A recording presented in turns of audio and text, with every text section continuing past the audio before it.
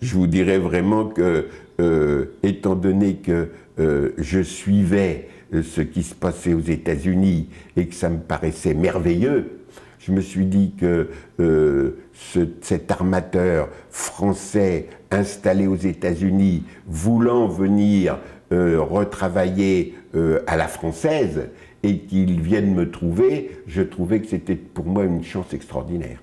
Et surtout une chance d'embarquer et d'être sur un navire qui était un navire moderne et dont aucun exemplaire n'existait en Europe.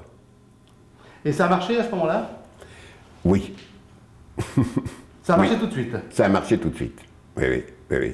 Et puis alors, il faut dire aussi que, comme les pêcheurs le disent, petit à petit, le thon s'habitue à tout, même à l'appât vivant, il se rend compte que c'est dangereux. Comme disent les patrons les plus anciens, à force de se faire arracher les lèvres, eh ben, il venait plus trop souvent le long du bord, mais à l'époque, c'est-à-dire tout à fait au début, le thon était véritablement sauvage et on obtenait des résultats spectaculaires. À la canne, quand ça donnait, eh bien, c'était très facile de faire 5-6 tonnes en une demi-heure.